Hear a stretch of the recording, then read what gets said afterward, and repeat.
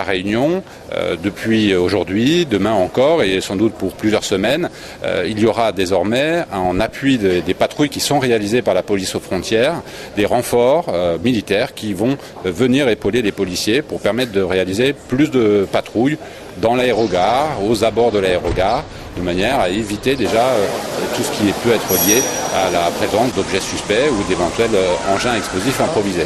Le plan Vigipirate, c'est un plan qui est évolutif dans le temps. C'est un plan qui est d'application permanente et qui, en fonction de la réalité de la menace, voit un certain nombre de ces mesures renforcées. C'est le cas ces jours-ci, puisque avec l'enlèvement de nos compatriotes au Niger, avec l'engagement de la France en Afghanistan, avec les renseignements qui sont remontés par les différents services français ou européens qui collaborent au quotidien, nous savons qu'un certain nombre de mouvements, et notamment Al-Qaïda au Maghreb islamique, a proféré des menaces contre notre République et que nous serions à l'éventuelle veille d'une action terroriste sur le sol national. Donc,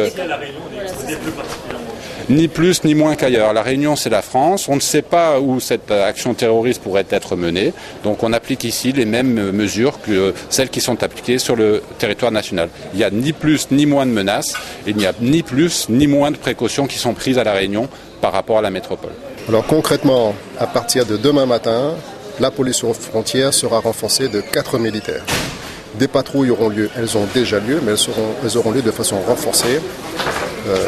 Du matin jusqu'au soir, jusqu'au dernier vol qui a lieu aux alentours de 23h. La surveillance et nos patrouilles ont lieu à l'extérieur s'agissant du linéaire, à l'intérieur s'agissant de la zone dite publique, vol public, au niveau de l'enregistrement des bagages et enfin en zone réservée qu'on appelle habituellement la salle d'attente. Le SPAF de Gilo, je dis bien uniquement le SPAF de Gilo, se compose de 70 personnes. J'ajoute que vous avez aussi le SPAF de Pierrefonds, qui se compose d'une vingtaine de fonctionnaires de police, soit à peu près 90 effectifs, complétés de forces militaires.